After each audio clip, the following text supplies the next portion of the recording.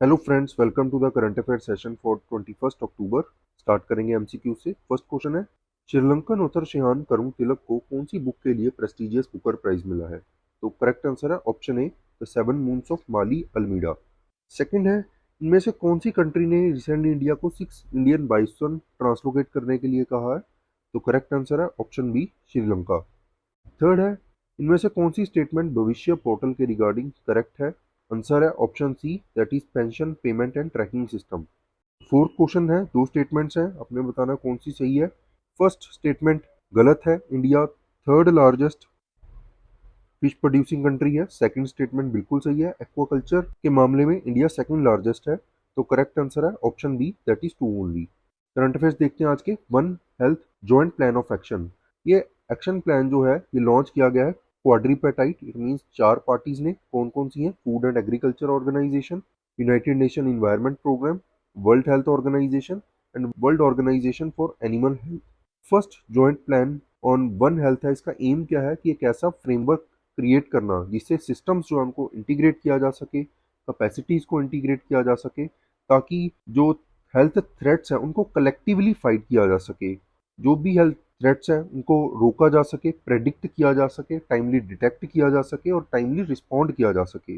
जैसे कोविड-19 का आप एग्जांपल ले सकते हो कि अगर उसको टाइमली प्रिवेंट किया जाता, प्रिडिक्शन उसकी सही रहती, डिटेक्शन सही रहती, हमारा रिस्पॉन्स सही रहता, तो जो लॉस हुआ है कोविड-19 की वजह से वो काफ़ी कम हो सकता था। तो अल्टीमेटली ये इनिशिएटिव है, इसका एम क्या है कि हेल्थ जो है ह्यूमंस की, एनिमल्स की, प्लांट्स और इन्वायरमेंट, इसमें सब सभी आ जाते हैं, ये ह्यूमंस तक लिमिटेड नहीं है। तो सबको क्या करना, इम्प्रूव करना और सस्टेनेबल डेवलपमेंट में कंट्रीब्यूट करना।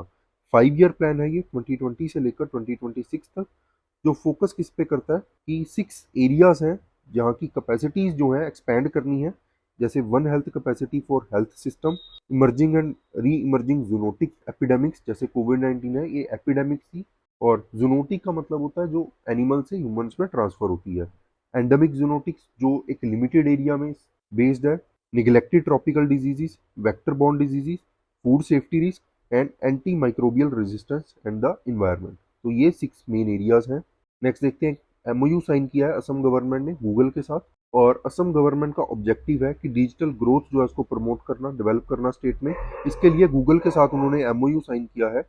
इस इन इनिशिएटिव के अंडर गूगल जो है असम गवर्नमेंट का एक डिपार्टमेंट है, skill employment and entrepreneurship department, इसके साथ मिलकर काम करेगा और स्ट्रेंथन करेगा स्कूल के डिजिटलाइजेशन एफर्ट्स को, डिजिटल टूल्स प्रोवाइड करेगा, सॉल्यूशंस प्रोवाइड करेगा, ताकि टीचिंग स्टाफ जो है उसको सपोर्ट किया जा सके, और जो ऑनलाइन सेफ्टी के फंडामेंटल्स हैं उसको भी प्रमोट किया जाएगा। और गूगल का एक इनिशिएटिव है इसके लिए, बी इंटरनेट ऑसम प्रोग्राम। तो ये प्रोग्राम का नाम आपने याद रखना है।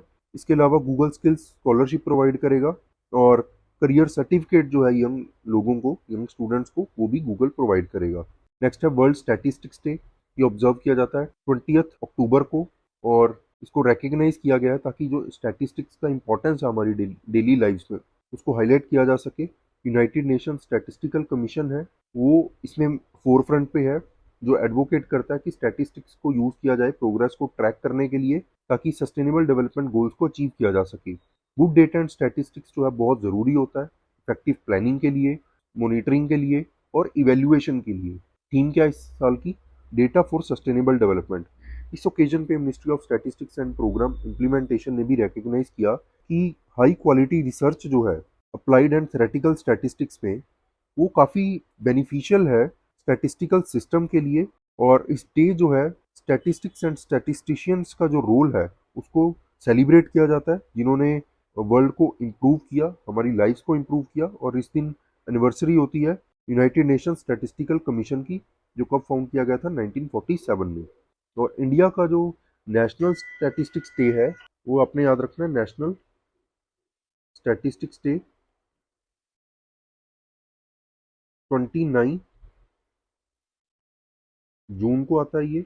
और इस दिन एनिवर्सरी होती है, कोमेमोरेट किया जाता है पीसी महालनोबिस को।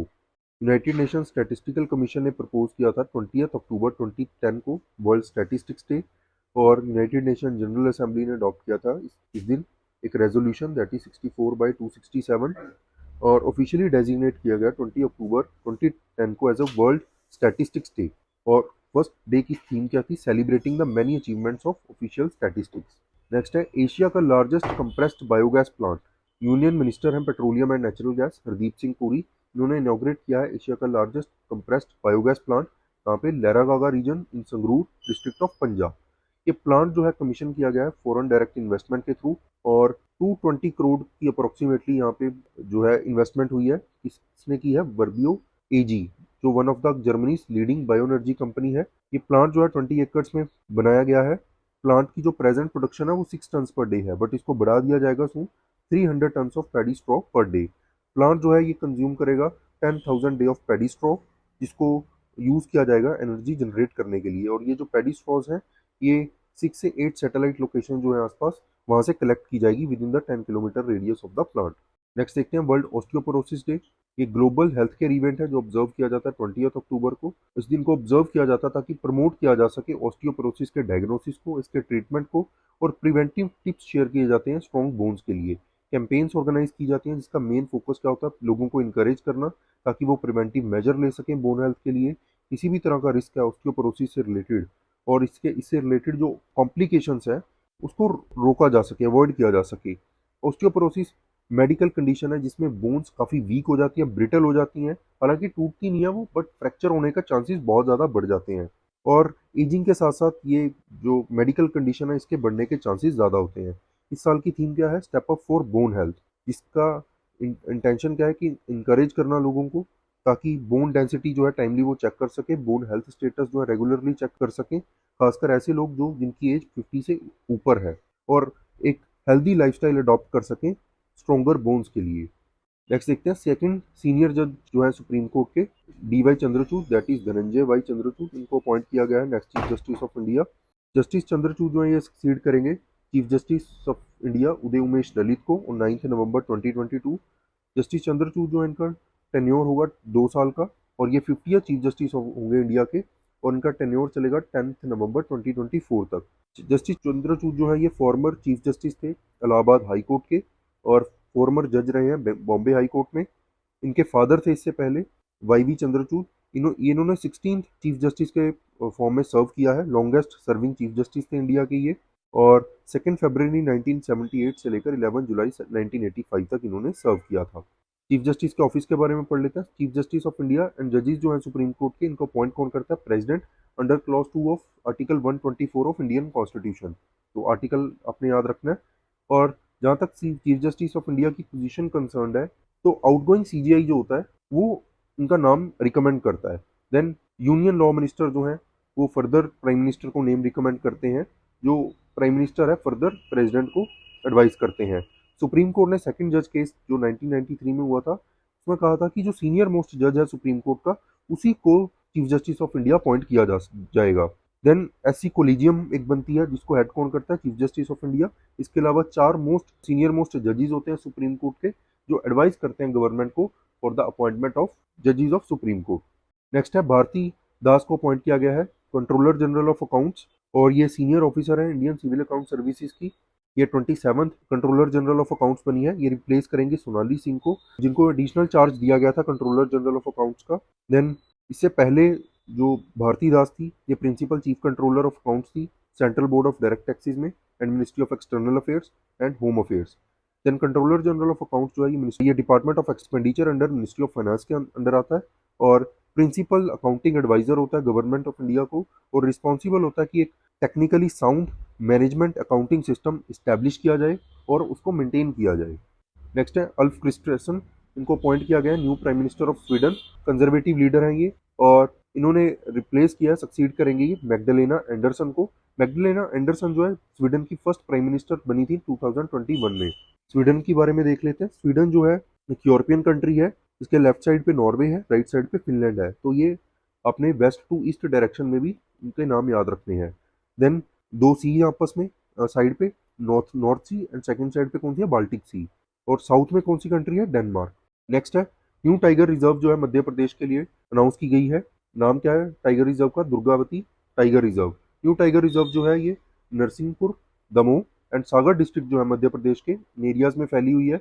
बोर्ड की मीटिंग जो है चेयर की थी मध्य प्रदेश चीफ मिनिस्टर शिवराज सिंह चौहान ने जिन्होंने अप्रूव किया कि 1414 स्क्वायर किलोमीटर जो है कोर एरिया होगा टाइगर रिजर्व का, 925 किलोमीटर बफर एरिया होगा इस न्यू टाइगर रिजर्व का। प्रपोजल जो है ये भेजा गया नेशनल टाइगर कंजर्वेशन अथॉरिटी को फाइनल अप्रूवल के लिए।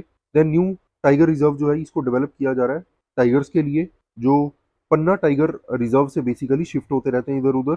इसके अलावा नौरादेही वाइल्ड लाइफ सेंचुरी जो है, यहाँ पे 5 टाइगर्स हैं, ये कॉरिडोर है Satpura and Panna tiger reserve के बीच में। और दुर्गावती जो है ये ग्रीन कॉरिडोर बनेगा बांधवगढ़ टाइगर रिजर्व के लिए। ग्रीन कॉरिडोर क्या होता है, जहाँ पे एनिमल्स जो है इजिली ट्रैवल कर सकते हैं विदाउट एनी ह्यूमन इंटरफेरेंस के, और उनके लिए एक सेफ जोन होता है वो, ताकि ह्यूमन जो प्रेजेंस आसपास ह्यूमन हैबिटेशन है उनके साथ इंटरफेयर ना कर पाए। नेशनल टाइगर कंजर्वेशन अथॉरिटी के बारे में पढ़ लेते हैं। स्टैट्यूटरी बॉडी है, स्टैब्लिश की गई थी under wild life protection act of 1972। कौन से ईयर में स्टैब्लिश हुई थी, 2005 में। और रिकमेंडेशन दी थी टाइगर टास्क फोर्स ने, जिसको कॉन्स्टिट्यूट किया था then prime minister of India ने। एनटीसीए कोऑपरेट करती है दूसरी बॉडीज के साथ, जैसे सीबीआई हो गया, wild life crime control bureau हो गया, और इससे रिलेटेड जितने भी डिपार्टमेंट्स हैं, और इशू करती है alerts for any illegal poaching activities. National tiger conservation authority जो सेटअप की गई थी under the chairmanship of minister for environment and forest. ये इंपॉर्टेंट पॉइंट है, आपने याद रखना है। तो ये कुछ क्वेश्चंस हैं लास्ट सेशन के, इनको आप अटेम्प्ट कर सकते हो। और मैंने कोशिश की है कि आपके जो क्वेश्चंस का पैटर्न है वो आपके रिसेंटली जो एग्जाम हुआ है एचपीएस का उससे सिमिलर हो, तो आप इनको अटेम्प्ट कर सकते हो। आप कोई भी आपकी रिकमेंडेशन है कि इस सेशन को कैसे और इम्प्रोवाइज किया जा सके, कैसे बेटर बनाया जा सके, तो रिकमेंडेशंस आप हमें कमेंट सेक्शन में कमेंट करके बता सकते हो। So that's it for today, thank you so much.